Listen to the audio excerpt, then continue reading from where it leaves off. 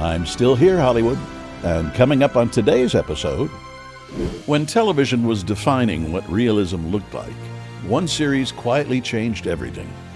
It didn't rely on over-the-top drama or flashy storytelling. It focused on authenticity, procedure, and the everyday lives of police officers on the streets of Los Angeles. Week after week, audiences rode along and believed every moment. At the center of it all was a young officer whose calm presence and grounded performance helped make the show iconic. And decades later, that legacy still resonates. This is Still Here Hollywood. I'm Steve Kmetko.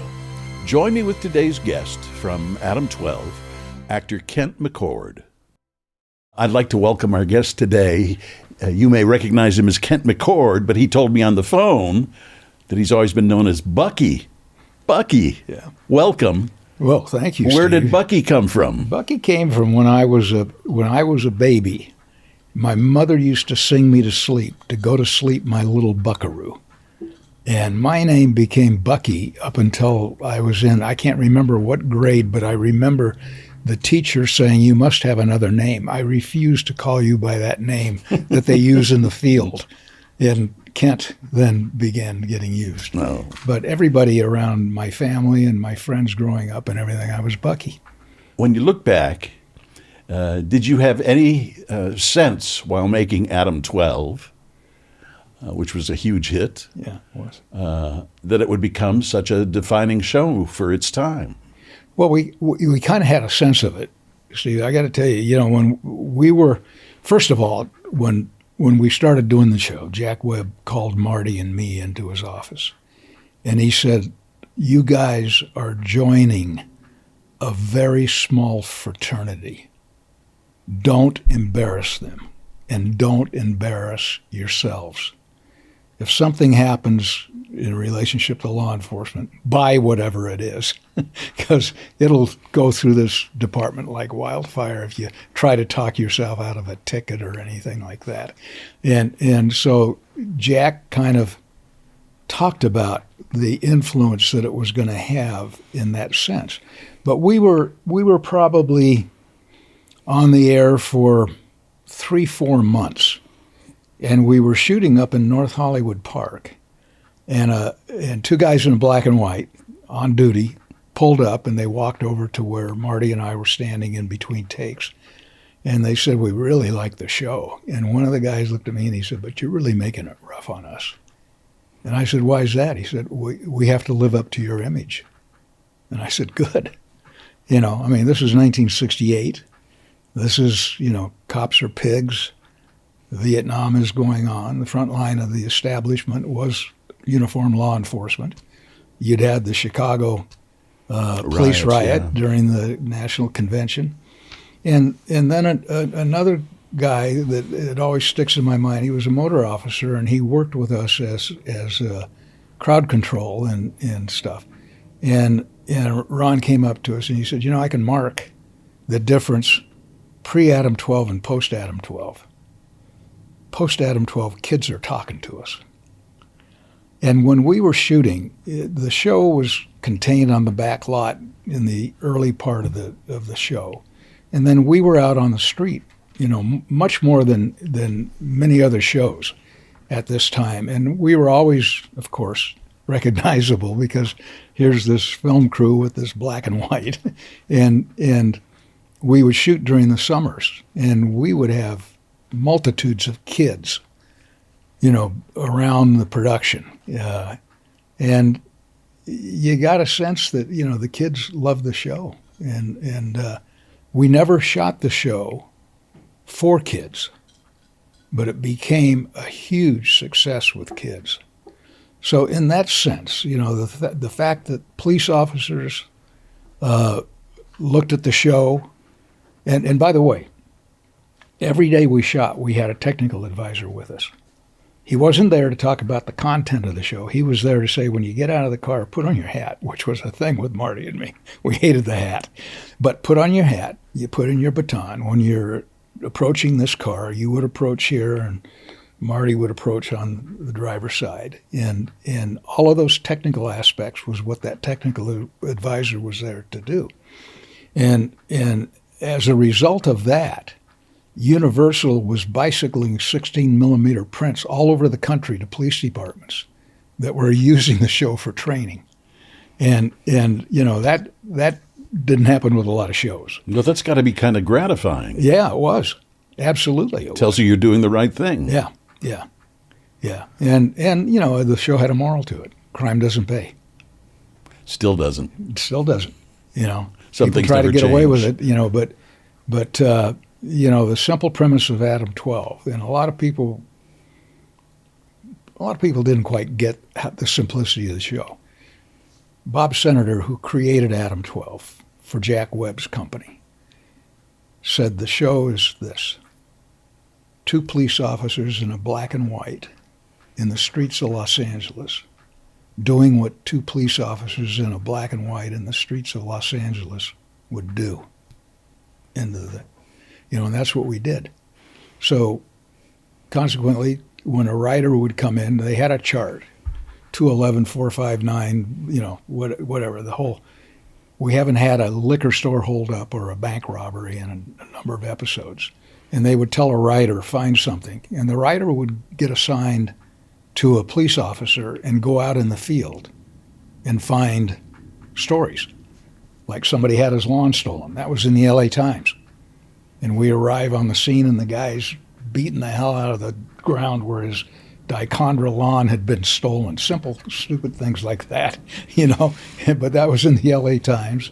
And that's the way that the show was basically, it wasn't a documentary. It was, a lot of dramatic license, but, simple to the tragic, lost kid that we find, lost kid that we don't find kind of thing. You mentioned Jack Webb doing this for his company. He, of course, was famous for Dragnet for so many years. How involved was he in the show?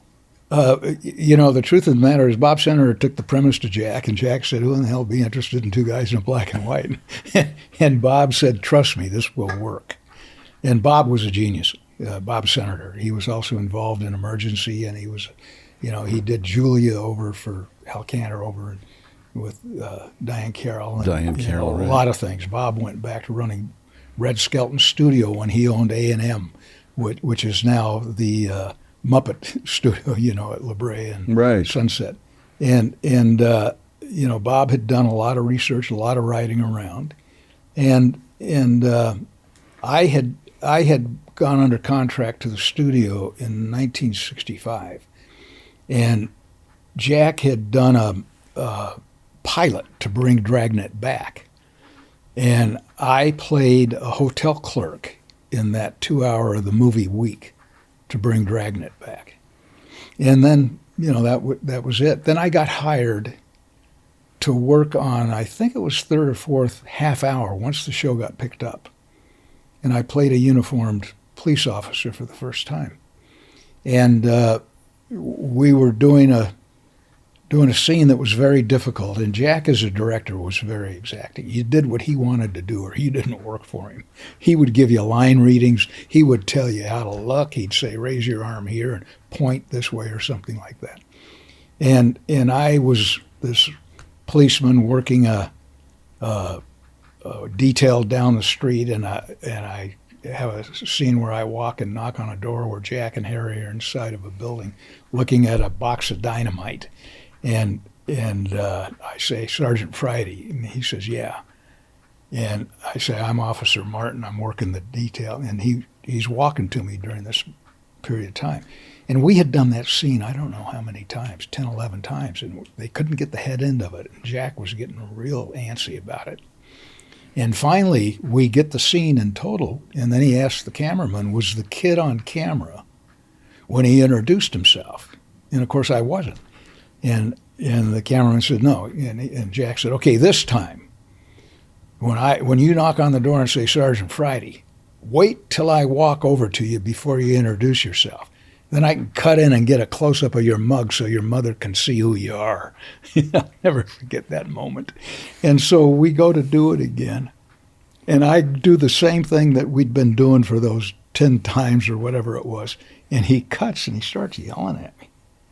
And at this point in time, I was under contract at Universal, but I was making more money bouncing in a bar than I was under contract at Universal. And Jack just, I just kind of swallowed my pride and my young maleness. And I went, well, I better let him get away with this. And now we do the scene and we get it and we cut in for close-ups. Jack used teleprompters. And now somebody like you with your background, you're trained in it. Actors aren't trained in teleprompters. Some are. Ozzie Nelson used teleprompters where I started, but he didn't make anybody else use them. They were there if you wanted them. But Jack insisted that other actors use teleprompters. And because it did what Jack's goal was, which was to kill performance. And Jack's favorite favorite direction to an actor was, don't act, just say the effing line, And he wanted that flat delivery. So anyway, we get the scene finally, the master, and now we're cutting in for close-ups. And Jack puts a teleprompter here for Harry and a teleprompter here for him. And he moves away around the other side. And now I do the thing. Sergeant Friday? Yeah. And my head goes this way. He goes, God damn it, cut. He said, listen, I'm going to help you out. Harry and I will move around by the teleprompter so we don't throw your look. And so now we're doing the scene. And I get into the thing, and Jack nudges Harry. And he says to Harry, the fucking kid's real, isn't he? And I hear that, and I blow the line. He goes, cut, God damn it, let's get this scene done. But that was the instant Jack Webb fell in love with me. I know it, because then he had a 3-character show written for me called The Interrogation. And there's a 4-minute, what we came to call from Jack, a Jesus speech in it, of what is a cop that got read into the congressional record. And that was a speech to me. And during that time was when Bob Senator was researching Adam-12. And basically at that point, I was going to be the rookie cop in that show.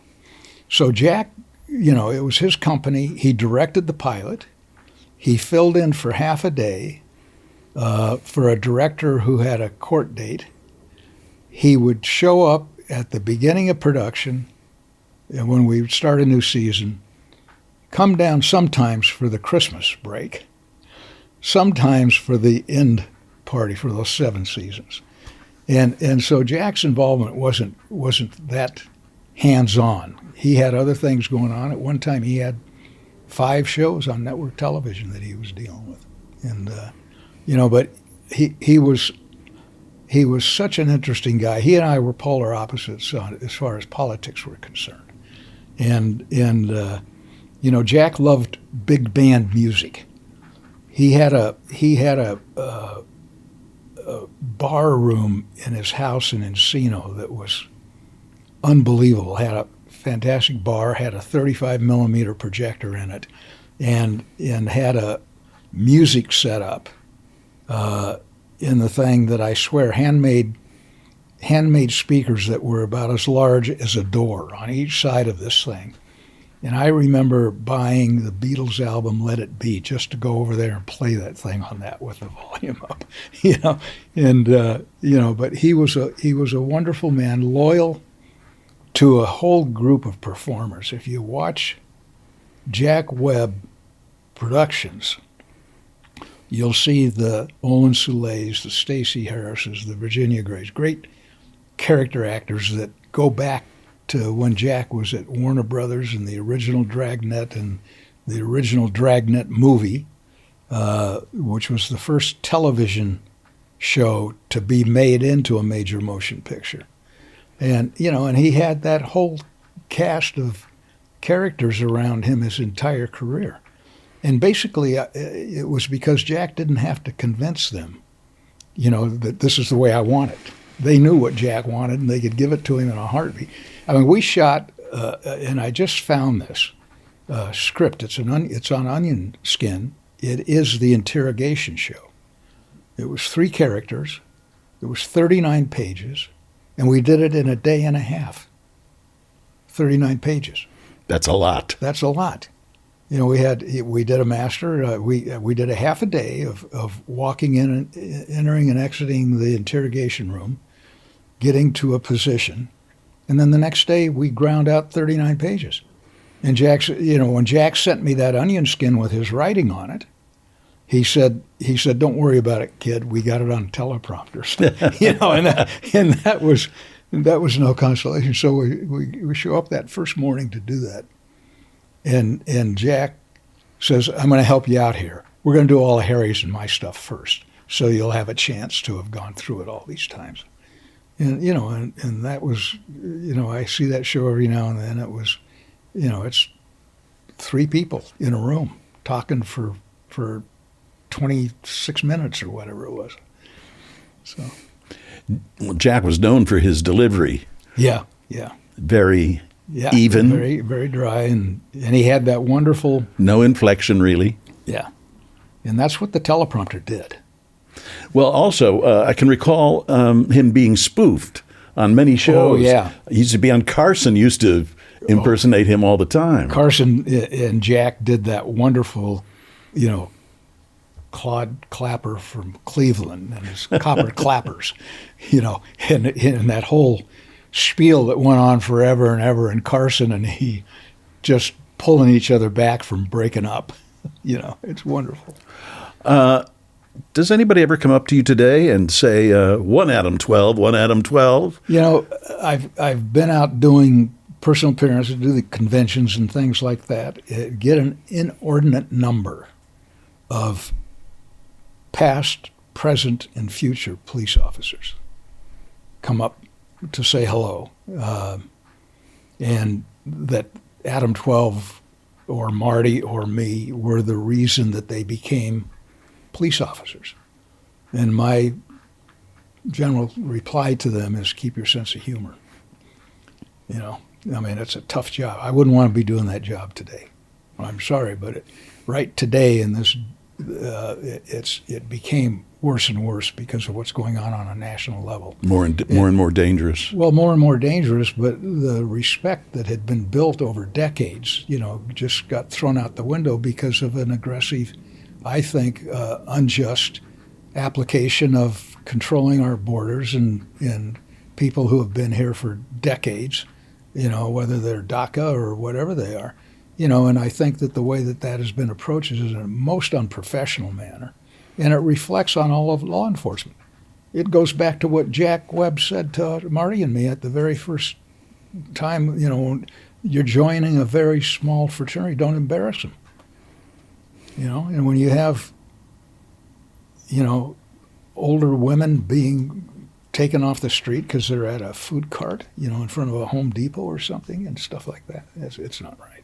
It's not right. I did a couple of ride-alongs when I was a reporter for CBS out here, a general assignment reporter.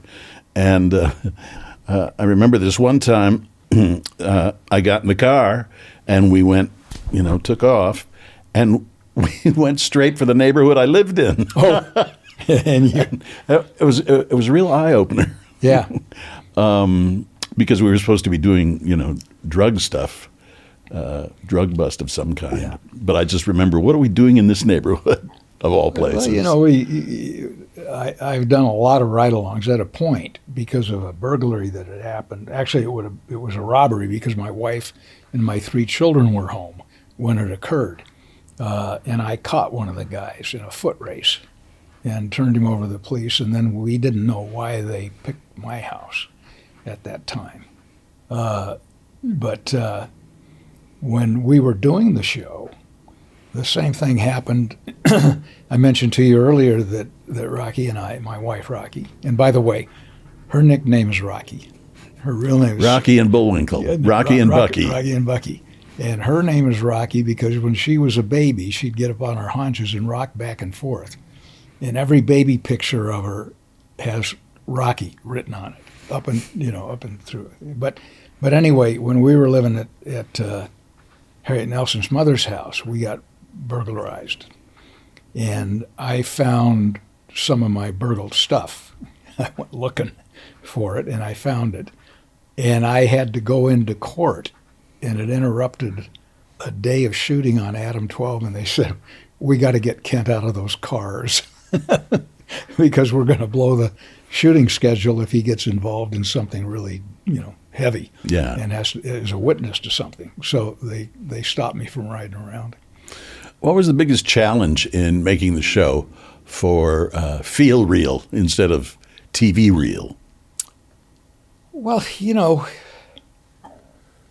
I'm not sure that I understand the distinction. Well, the illusion of reality, accidentally caught, is the highest achievement of the form. Let's put it that way. So when you're in make-believe, you're always striving to create a reality. And I was assigned a guy from North Hollywood, a man named Mike Waters, and I rode around with Mike a lot. Marty had another guy named Lou Bobbitt that Marty rode around with a lot.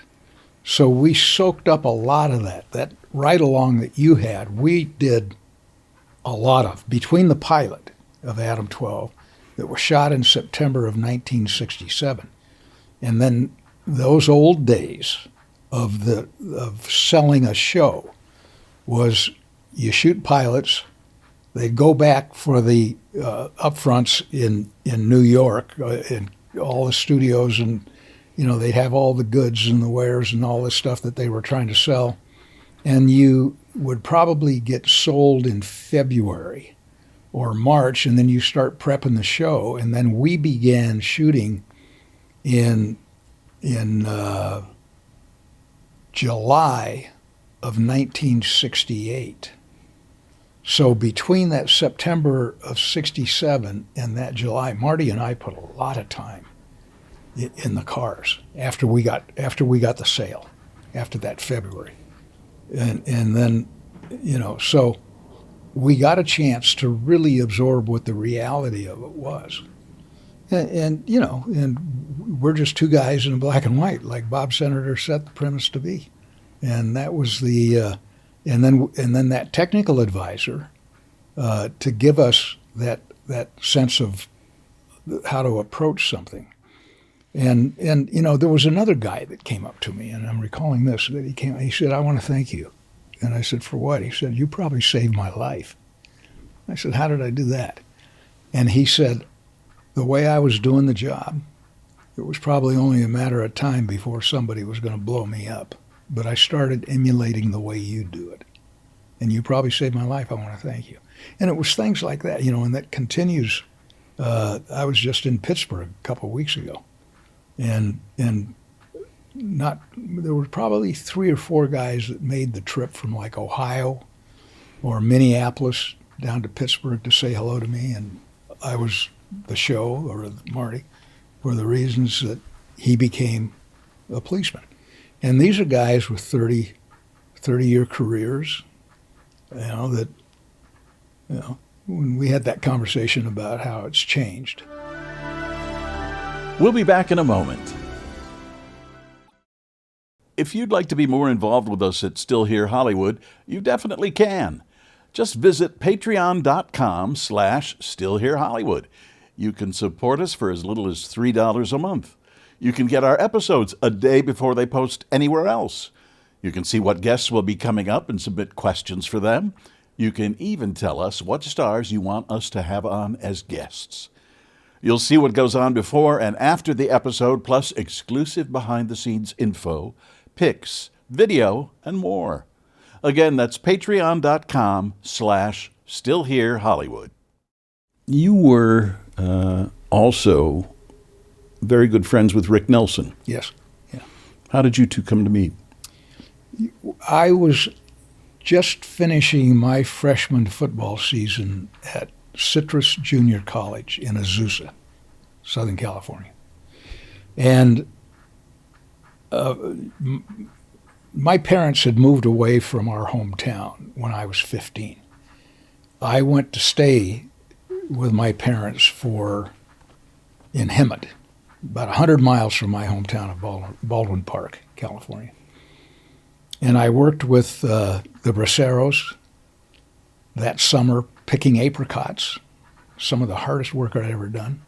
I was probably 6'2", 235, at 15, and I'm working with these braceros. And if people don't know what the bracero program was, it was to bring up migrant workers into California during the picking seasons and everything. And these people worked their butts off. And it was some of the hardest work I did, climbing a ladder, picking apricots. And it was a thing where you could only pick an apricot that had started to turn kind of, orange. And so you had to leave everything green up there. And I'm up there, I'm going like this into a 5-gallon drum with a leather strap over it. And I'm picking like this, and these guys are going, and they're filling this, and they're down. And it was, I think we were getting something like 75 cents a flat that you'd fill up. A wooden box flat, and you'd pour these things and then back up the ladder. Anyway, at the end of that summer, I said to my mother and father, I don't want to stay here. My friends are back, and they let me go. It's one of the things I credit my parents for. They had enough trust in me. I had started working for my dad when I was 10 in his gas station. And so I'd already started working in a gas station. When my dad's gas station went down because they put in the 10 freeway and didn't give him an off-ramp, he lost that business. I then started working at a airport called Brackett Field that's out near the LA County Fairgrounds in Pomona. And I worked at Brackett all through high school, pumping gas and things. But I finished high school. I went to Citrus because I didn't have grades to get into the 4-year institutions that were rushing me as a football player. And at this point, I was living with a family. When I went back to Baldwin Park at 15, I lived with several different families. And I was living with a family. Their son was also a high school teammate of mine. We were captains on the football team, and he had gone to UCLA. And he pledged to be a Phi Psi fraternity. And one of his fraternity brothers was a really good friend of Ricky Nelson's, a man named Forrest Stewart, who was a fabulous tennis player. And by the way, Ricky was one of the top-ranked 16-year-old and unders in tennis. As an athlete, Ricky was very, very good. I knew none of this at this point. All I knew is that one day Mike Hafner was my friend's name, and I was living with his family. And Mike came home from UCLA. He had just finished his freshman season at UCLA. And he said, we're going to play a touch football game coming up. Do you want to play? And I said, sure. Who's going to play? And he said, well, we're going to play on a team that Ricky Nelson's putting together. And I said, oh, really? Yeah. And he said, and we're going to play a team that Elvis Presley has. And I went, oh, yeah, Mike, let me know when that happens. And so a couple weeks later, Mike comes home and he says, the game I told you about, we're going to play it tomorrow, but tonight we're driving into Hollywood to meet Rick. And we drove into Hollywood, and Ricky was living just off of Mulholland at that time. And we went to his house, and we talked about, the game and plays that we could do. And, this is basically Sandlot stuff. But and the next day, I drove into UCLA, and we all congregated at the Phi Psi house, all the Ricky team. And Forrest Stewart had helped put this together with Mike. And so now we've got me. I just finished my freshman season. We got Mike Hafner, who broke all of a famous UCLA football player named Paul Cameron, all of his freshman records. In those days, freshmen couldn't play varsity football in college. You had to play a freshman season with freshmen. And Mike had set all those records. We had a wide receiver named Mel Prophet, a tailback not a tailback. Mitch Dimkich was a blocking back on UCLA's team. We had Ricky. We had Jim Stacy, who worked on Ozzie and Harriet and was married to Connie Stevens, for those who remember who Jim was. And, and so now we caravan over to this little park called Deneve Park in Bel Air. And it's It's not a big park. I mean, and we're there early in the morning. If I remember right, it was around 9 o'clock in the morning when we started this. This was February in 1961. And pretty soon, Cadillac and rolls with some Cadillacs following, or Elvis and his guys show up. And they come out and we start playing.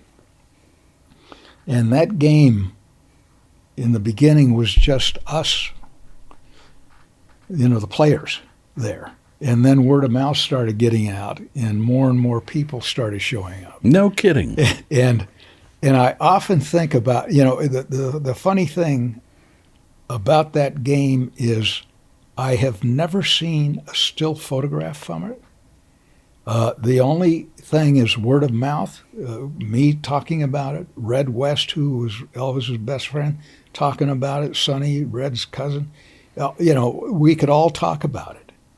But if it had occurred today, by the time we ended that game, I bet there were 500-600 people surrounding this little park. But I remember Pat Boone was there with Shirley and the girls. I met Jody McRae that day. All these people who showed up to watch this football game.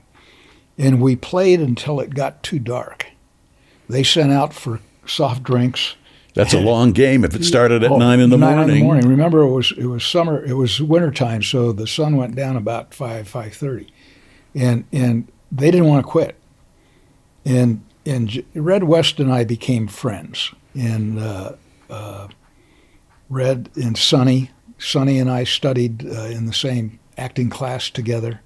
And Red and I worked together on a movie that I did down in Memphis called A Woman's Story in 1998 or 9. But Red and I stayed in touch. And Red called me. And it was maybe, and I didn't know Red was in physical trouble at the time, but he called me and he said, I want to know about that football game. And I said, what about it, Red? We won. He said, yeah, but it wasn't by much. And I said, no, but we won. And he said, were there Rams playing on that team? And I said, no, we didn't have any Rams. Ricky was rooming with a man named Charlie Britt, who I still talk with. And Charlie was a defensive back with the Los Angeles Rams. And his season had ended, and he had gone back to Georgia. So there were no Rams. And I said, but we did have Mel Prophet, we did have Mitch Dimkich, we did have me, we did have Mike, and we had a pretty good team. And there's a couple accounts of it in Sonny West's book. He's got a good account of it. And, and so that was the beginning of my friendship with Rick. And Ricky invited me over to the set. And I went over. I had a 3-day class scheduled in. I wasn't married yet. I was 18. I didn't get married till 19. And I had a 3-day class schedule. So on Tuesday and Thursdays, I'd go over, and then Oz started putting me to work. And that's the way that it all triggered. Then I wound up standing in for Ricky and doing a role as Kent, one of the fraternity guys, on, I don't know, for 5 seasons. I worked on that show. On Ozzie and Harriet. On Ozzie and Harriet. Before we go further, what were your impressions of Elvis? I thought, Elvis, I got a chance to work, not only meet Elvis there, and that was really, we didn't chum around or anything that day. But then I picked up, I think it may have been Viva Las Vegas was the first location I ever went on, to Vegas. And I did Viva Las Vegas, I did Roustabout, I did Kissin' Cousins, I did Frankie and Johnny, I did Girl Happy. And Elvis was just a guy. And I think one of the things about Elvis, what happened were a lot of us guys who had been ball players wound up on all the films. And I think Elvis really enjoyed being around the guys, his guys, as well as those guys who didn't care that he was Elvis, who would throw the ball around and things like that. And that was I think the the way that that he just wanted it to be. He didn't want to be the center of attention at that. I know that closing night in Vegas, I had seen Elvis. He was shooting Change of Habit at Universal, and I was doing Adam-12. And for those people who know Elvis's affinity for law enforcement and badges and things and guns, I wind up on a show called Adam-12 playing a policeman. And so my wife and I went up closing night of his first stay at the International in Vegas. And it's closing night, and it's the drinks only performance. The earlier is the dinner show. The last show of the night is the drinks only. Neither my wife and I drink. But we had it was like 2 splits of champagne or something that they put on, two glasses of champagne for each. And we're at the end of the stage is over here, and we're at the end of the long table facing the stage. And Elvis gets to the part in the show where he introduces the band and he introduces the people who are out in the audience. And then he introduced me. And he talked about this young guy who had worked on his movies and was now doing a television show called Adam-12, and ladies and gentlemen, Kent McCord. And I wish I hadn't had a sip of that wine so I could have enjoyed it better. But it was a wonderful moment, to get that acknowledgement in that room, that big showroom. From that man. From that man, yeah. Yeah, and then we went to the after party and everything. I met Priscilla that night for the first time.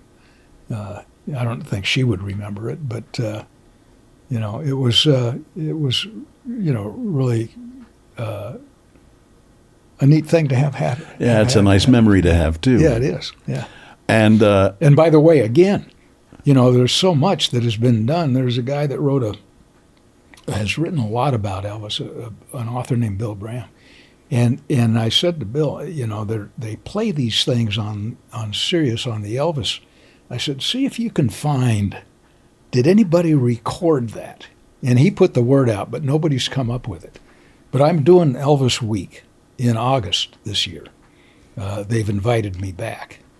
And so I'm going to, again, dig and see if there is that sitting around somewhere, because I would love to have, I don't think there would be a video of it. There may be, Brad Lerman just found, all those hours in a salt mine in Kansas. Right. And so it would be fun to have if it's there. We'll be right back. Where does Ricky fit into all this? Because I'm having trouble wrapping my head around Elvis Presley, you, Rick Nelson on a football field together. Yeah. And then Rick Nelson was a huge heartthrob. Yeah. As was Elvis, as were you. All those Eagles fit on one football field. Yeah. And there wasn't a competition. No, there wasn't a competition. At that point, I finished my freshman season. I was around 240. I was looking at football. I wind up getting the bit. There's some funny things that we do on Ozzie and Harriet because I'm still playing football and picking up Jim Stacy and with the guy who played Wally, Skip Young, funny man.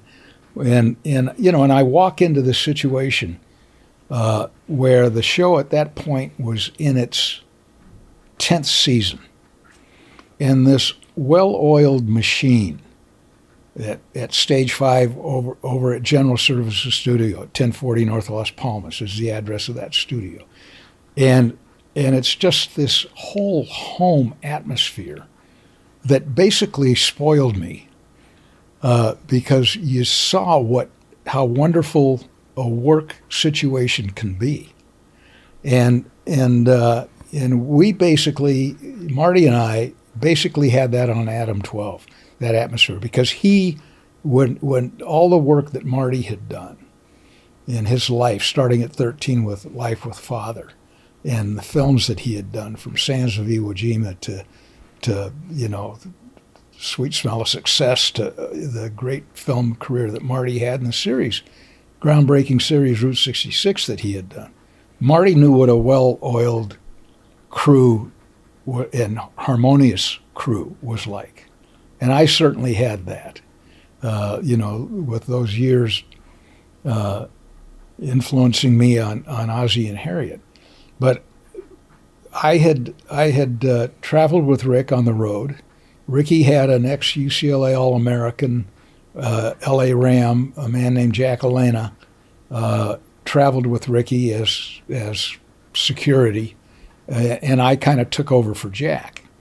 Problem was I was only 18, and Jack was an adult. Jack was, I think, probably 30 or something like that. I know when Rick went to Japan, Ozzie said, "We're going to let Jack go to Japan," so I started, with Rick, and for a short period of time, Rick and Charlie and I roomed together. My wife was at the University of Santa Barbara for her freshman year, and I knew that she and I were going to get married. I had gone in 1962 to the University of Utah on a football scholarship, and it didn't exactly work out for me. It's real tough to take a California kid out of California, put him in an environment where our first red-white inter-squad game gets snowed out in April in Utah at 5,000 feet. And so at the end of spring of 1962, I went to the coaches and I said to the coach, I said, "Listen, we don't shoot Ozzie and Harriet during the summertime. Can you get me a job?" And they said, "We can't do anything for you in California, but we can get you a job in the Kmetko copper mine." And the Kmetko copper mine in Utah is the biggest open pit mine in the world. And it's one of those things where they have tractor wheels that would go up to this ceiling, and they bring up this ore winding around this massive hole in the ground.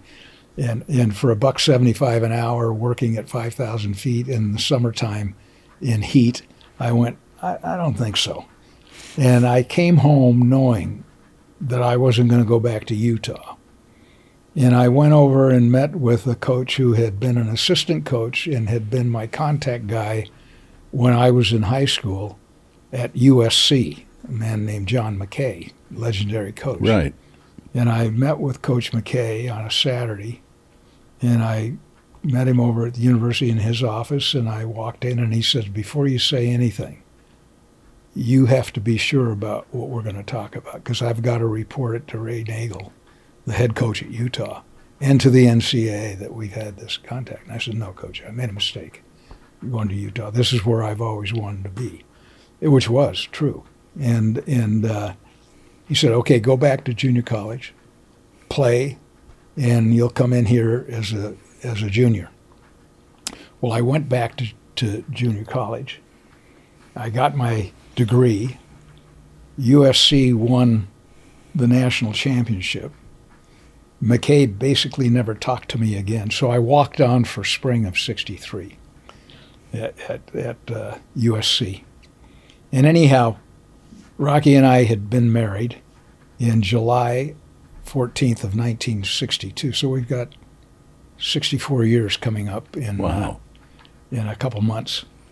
And so I was doing the show when I could. I was going to school. We were managing the apartment building that we lived in. Rocky was taking care of the laundry room, and I was mowing the lawn and painting the interiors if they needed it when somebody would move out, and we were collecting the rent. And that was an apartment building at 62nd and Crenshaw on 10th Avenue. And so we were there and basically living rent-free. And when the spring ended, and it didn't go the way that I wanted. I went, I'm going to make a decision here, and I think I'm going to stop chasing football. And I lost like 70 pounds from my football weight, and I walked into Universal extra casting one morning, and a man named Bob Thompson, who went on to direct and everything, he directed a thing called The Paper Chase, and Bob was a wonderful man. And I walk into the extra casting window at Universal, and I go, Bob had his back turned, and I said, "Hey, Kent, Bob." And he turned and he looked at me and he said, "Kent who?" And my real name is McCord, you know that. And I said, "McCord, asshole." He said, "Kent, what have you done?" I said, "Well, I'm not chasing football anymore." He said, "Listen, I'm moving up into new casting here, into new talent. Would you consider putting a scene together to screen test here?" I said, "Absolutely." So that then opened that door. And I got to screen test, and they signed me to one of those long-term 7-year contracts. And like I said, during that period of time, I was bouncing in a bar, making more money than I was under contract at Universal. And, but through that whole period of time, I was doing The Adventures of Ozzie and Harriet. Ricky married Chris, and who was Chris Harmon, Mark Harmon's sister, and from a very famous family. Tom Harmon, Heisman Trophy winner, newscaster, and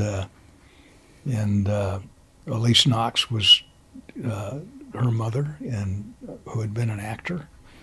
And so all of that whole thing was going on. Ricky, when he married Chris, decided to step off the road, because they were going to have Tracy, right? And he wanted to be a family man. I mean, he'd worked all of his life from the time he was 8 years old, radio to the television to the performances and everything, and then Rick at a point decided to get things going again and put together the Stone Canyon Band. Did a performance at the Troubadour, which kind of legitimized the Troubadour again, that had just been doing, a lot of folky stuff. But to have Ricky Nelson come into the Troubadour and play, I think Rick played about a week. And I remember during that performance, his band guy, which is what I used to do if a string broke on a guitar, get it back up in the dressing room, put the string on, get it, and get it back down. I sat in one night during that performance doing that again, and I'd already, I'd been doing Adam-12 by that time. So, but yeah, there was this whole mix, the fact that, Oz one day just gives me a line, say, puts me in a scene and, says, "Here's your line, who's Rick?" The first things I ever said in pictures. What's the lesson to be learned from this? A lot of luck, but I also started training to learn what I knew what I didn't know, and I knew that I had to learn it, And I got very lucky in that when I was signed to do a test at Universal, that they put me with a director and teacher named Peyton Price, who was over here in the Valley. And Peyton, made sense of everything that you kind of think about, that you may be right. But when somebody validates it through creating a technique, anybody can do something once. It's how do you do it twice, and it's your technique that allows you to do it twice. It's your technique that allows you to make it look real in that moment, even though it's the 10th time you've done it. I think persistence, But also, I can't deny that I've had an awful lot of good luck in my life. So, Tell me, Elvis died tragically young. yeah, What kind of an impact did that have on you? Rick died tragically young, too, yeah, he did. in a plane crash. Interestingly, I was doing a movie of the week in Las Vegas in August of 1977. And it was called Telethon. And it was with Red Buttons and Jill St. John, John Marley, actor named David Selvey, me. Really, really good cast. And we were up shooting on location in Vegas. And I had driven my car up. I had a Corvette. And I had driven my car to Vegas because I didn't want to be stranded up there. And I had like 5 days off. And I got up early the morning of the 17th, I think. I don't remember for sure. In Vegas, and I was driving home. And I was running a CB radio. And I'm hearing these truckers talk. And they're going, yeah, man, I can't believe it. Yeah, they found him in the bathroom. It's unbelievable that he could be gone. Yeah, man, the guy says, I can't believe the king is dead. Elvis Presley is dead. And the next thing I remember, I was pulled over by the California Highway Patrol. And the guy walked up to the window and he said, I can see your driver's license and registration. And I got my driver's license and got the registry. And I said, what was I doing? He said, I got you at 105 miles an hour. And I said, Jesus, I'm sorry. I said, I just heard on the radio that a friend of mine died. He said, who was that? I said, Elvis Presley. He handed me back the license and registration. He said, slow it down so you get home safely. And then I got to Thermal or wherever it was, and not Thermal, I can't remember, but I got off, and this is way before, the cell phone, and I called home to let my wife know what had happened, and there was that, so, yeah, it was, Rick and I had talked about going to Memphis, and we heard that another person that Elvis really liked had tried to get through to him and was kind of pushed away. And I think there's enough written, through the books that have been produced, that it's pretty well validated that he had not done himself any good in what he was pursuing. I would see Elvis. I'd go over and see him, and he knew that I'd dumped all. Of course, he saw me when I was bigger and everything, and I'd still playing football. And he always fought weight. And I can remember, he'd always want to know how Ricky was, and he'd always, how much you weighing now? And he says, I lost 20 for this movie, or something. He'd do something like that.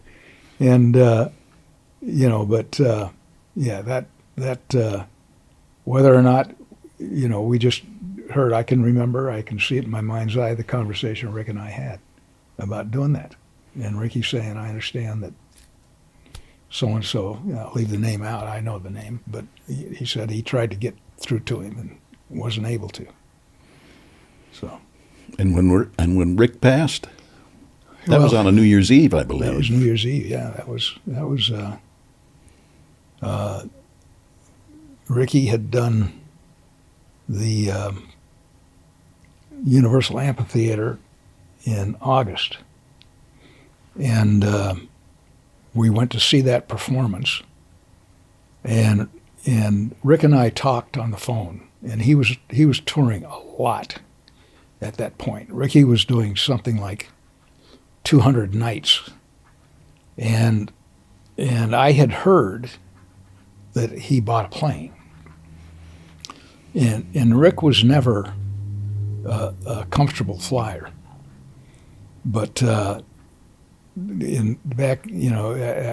the performance and everything, we caught up on what was going on, and he said, "I got a plane." I said, "Yeah, I heard that." And he said, yeah, it's a DC-3. And I said, yeah, I heard that too. And he said, it's old and it's slow, but if anything ever happens, it'll glide forever. And it did. I mean, the truth of the matter is it did. And, so I was down at Fairfax High School with my son New Year's Eve. Michael was 10.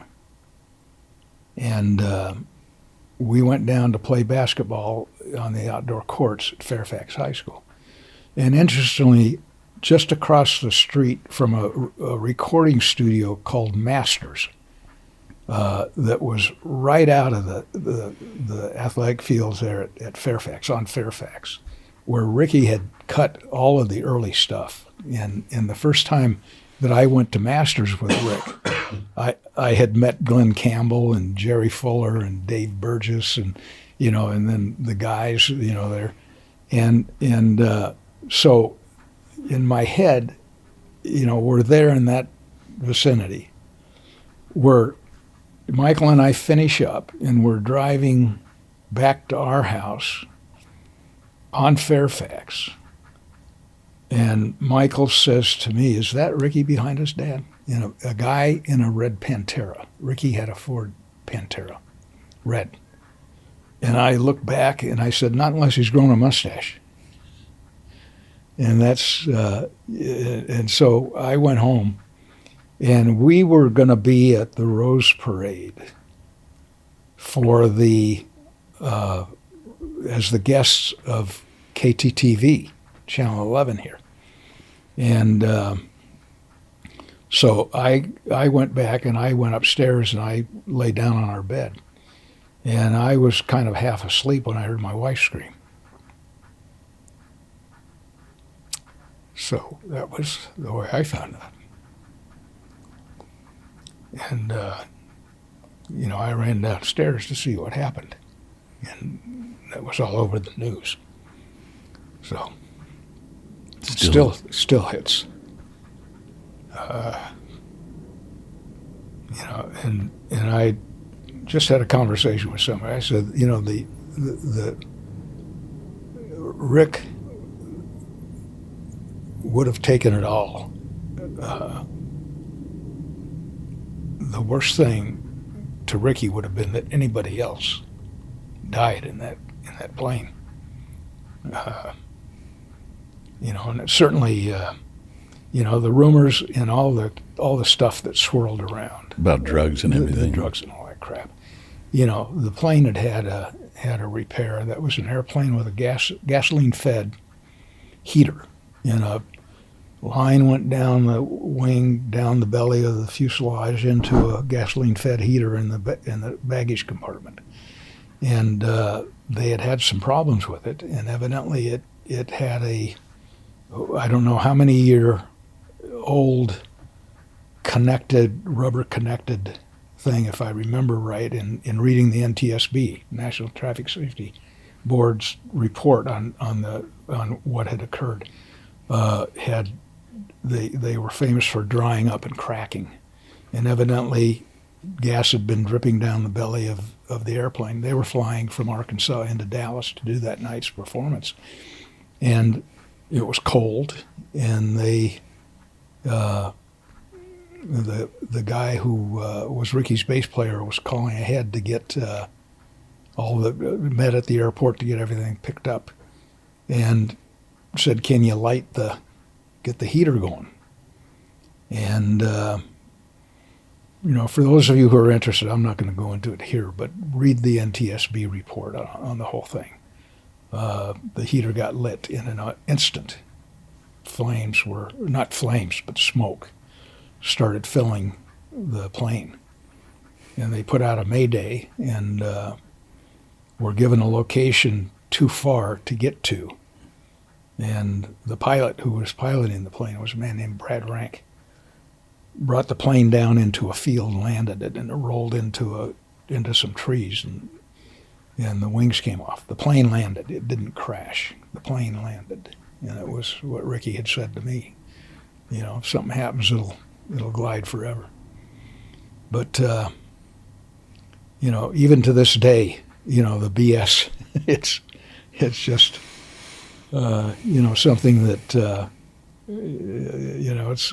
it's the old thing, what is it? The truth takes forever, but a lie will travel around the world. And I don't know the saying, but that sounds right. Something about that.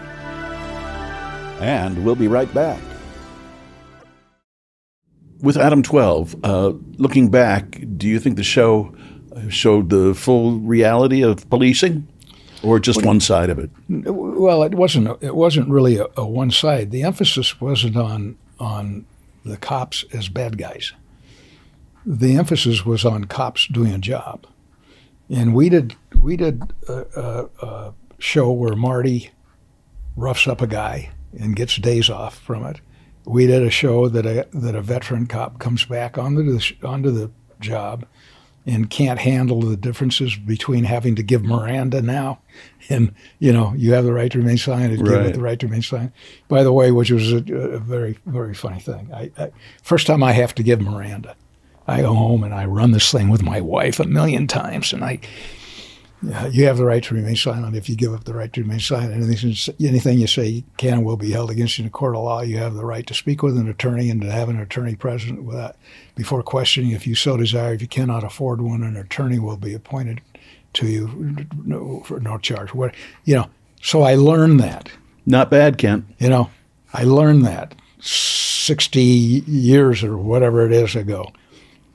And we go to do that, and I start to do the thing, and the technical advisor says, "Excuse me, can we cut?" And the director says, "Cut. What's the problem?" He says he has to read that off of his field interrogation book. You didn't have to memorize it. I didn't have to memorize it. And I said, "Why is that?" And he said, "Well, police have to do that so that if you're in court and the defense attorney says, 'Did you read my client his rights?' And you say yes, and did you give them to him correctly? And you say yes. Well, how do you know you gave them to him correctly? Because I read them off of this card, not in your And so I learned that damn thing, and I can on most days say it correctly, completely. So the show. The point of view of the show wasn't to expose. It wasn't Jim Bouton's Ball 4 about baseball. And we got into a thing when other shows started coming on, and Adam-12, was the uniform cop show. Remember, Car 54 was the only time uniform cops had ever been looked at. And now comes this thing. And that was a sitcom. And there was another aspect to the show that people didn't quite get. There wasn't, the call comes out, go to the apartment, and there's 3 dead bodies, and now you're going to investigate, and you're going to look for evidence, and you're then going to go back, and you're going to analyze it, and then you're going to go do this. It was, the call comes out, we open the door, we see 3 dead bodies, we call detectives. Detectives come, they see the 3, thank you, you've done your job, goodbye. And Reed, the young rookie, goes, "What the hell? Why did we have to give it to them?" That kind of thing. And so the point of view of the show was from us. I don't think there was ever a scene where one of us wasn't present. And so that was one thing. You could do the other, and it was done a lot. And people looked at the other cop shows that came on after us that did those kind of things, but that wasn't Adam-12. I always said we weren't there to solve the social ills of the world. We were there to show what 2 guys in black and white do. And I fought for that. We had a few things that got into some things, and I said, that's just, it's not the show. Anyhow, I had the support of Marty in most of the stuff.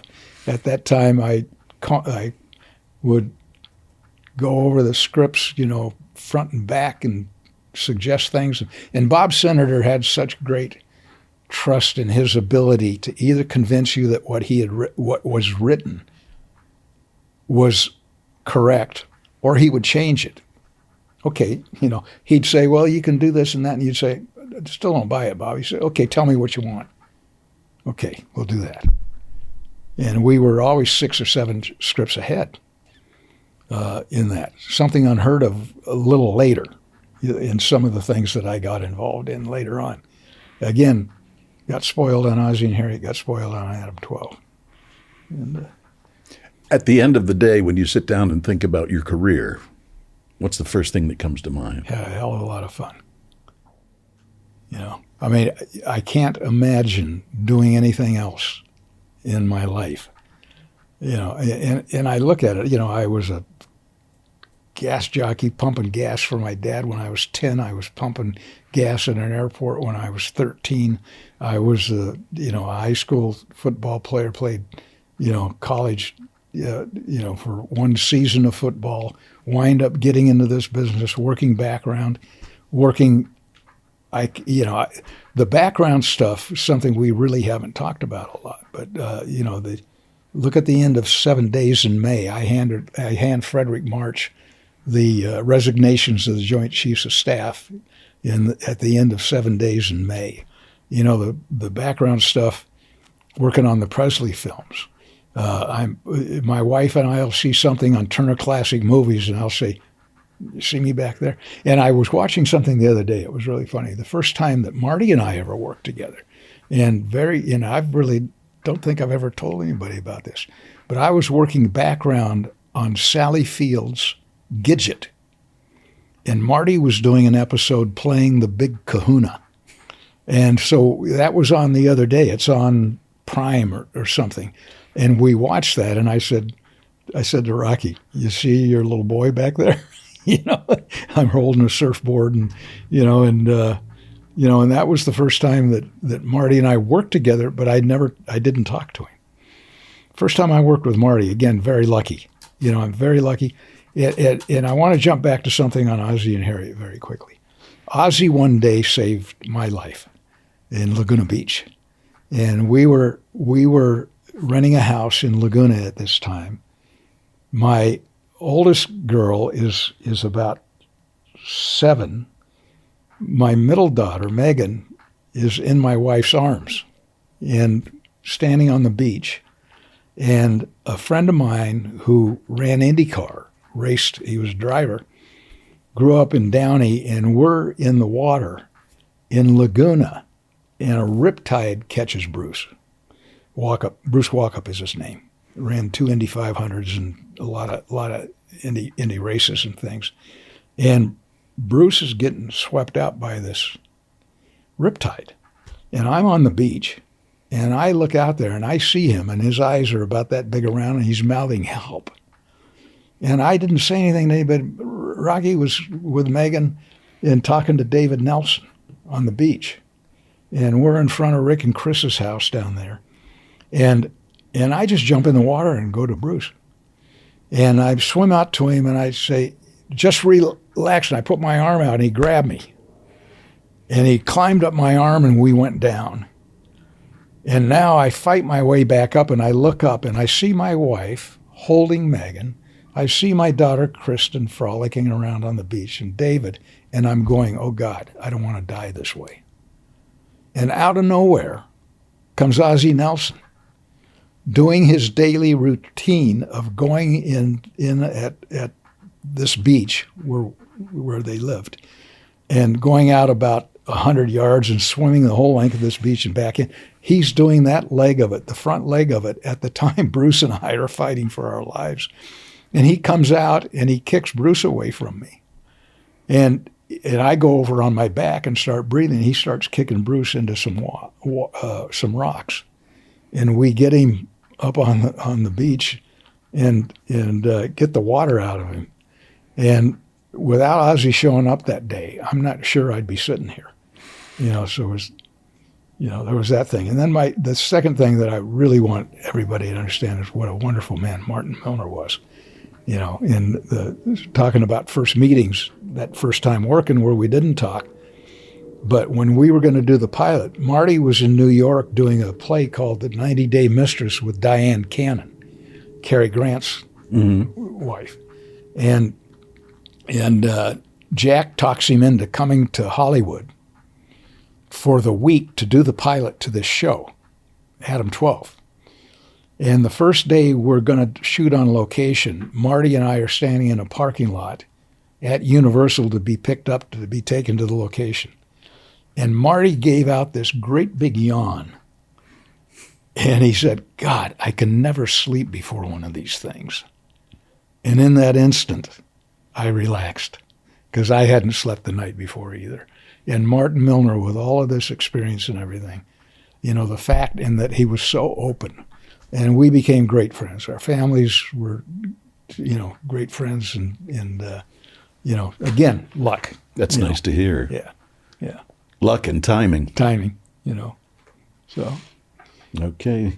But, you know, to wrap it up, today, Adam-12 is on about 14 times a week. Really? On 2 different outlets, on METV and FETV. And it just continues to roll all these years later. So. You have staying power. Well, it does, you know, and I'm still trying to fool them. Thanks, Kent. I appreciate you coming in and being so open. Oh, you're welcome. I really enjoyed this. Well, thank you. Thank you very much. Still Here Hollywood is a production of the Still Here Network. All things technical run by Justin Zangerly. Theme music by Brian Sanashin. And executive producer is Jim Lichtenstein.